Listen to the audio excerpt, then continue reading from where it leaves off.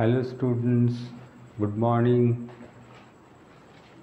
আশা করি তোমরা সবাই ভালো আছো।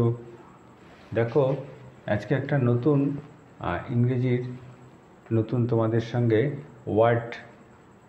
গেম ওয়ার্ডগুলি দিয়ে আমরা মিনিংফুল ওয়ার্ড তৈরি করব। তা word nest I have written 7 alphabet লেখা আছে, ASYODET। The alphabets within nest, please try to make meaningful words with the help of alphabets which are in a nest. এই নেস্টের মধ্যে যে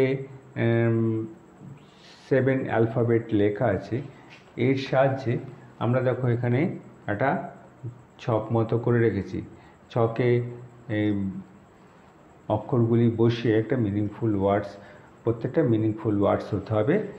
যেরকম এখানে আমরা এই 3টে অ্যালফাবেট বসিয়ে যে বসাবো, এখানে দেখো সেরকম এখানে যে সংখ্যাটা বলবো এটা দিয়ে আর একটা মিনিংফুল ওয়ার্ডস হবে, এখানে একটা মিনিংফুল ওয়ার্ডস হবে, এটা একটা মিনিংফুল ওয়ার্ডস হবে, এটা একটা মিনিংফুল ওয়ার্ডস হবে।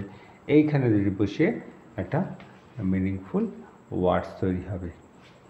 ওকে, তা এই বক্সের মধ্যে, এই সার্কেলের মধ্যে যে 7টা অ্যালফাবেট দেওয়া আছে সেই অ্যালফাবেটের সাহায্যে আমরা মিনিংফুল ওয়ার্ডসগুলি তৈরি করব।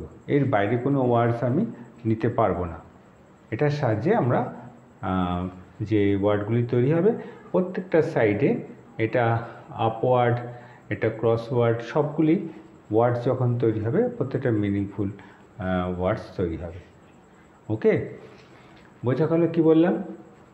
প্রত্যেকে ট্রাই করো, ট্রাই করে আমাকে আমার চ্যানেলে মেসেজ করো। বিনা পানি ক্লাস, আমি বিপ্লব স্যার বলছি। বিনা পানি ক্লাস থেকে আমাকে মেসেজ করে জানাও এটার উত্তরটা কথা হবে। যেরকম এখানে আসবে একটা, এখানে আসবে দুটো, 3টে, 4টে, 5টা, 6টা, 7টা 7 ওয়ার্ডস আসবে। ওকে, আমাকে মেসেজ করে জানাও ওয়ার্ডসগুলি কি। পরের এপিসোডে আমরা এই অ্যান্সারটা নিয়ে আবার তোমাদের সঙ্গে আলোচনা করব। ওকে, পরের এপিসোডের জন্য আবার এরকম ওয়ার্ডনেস নিয়ে তোমাদের সঙ্গে আলোচনা করব। Thank you.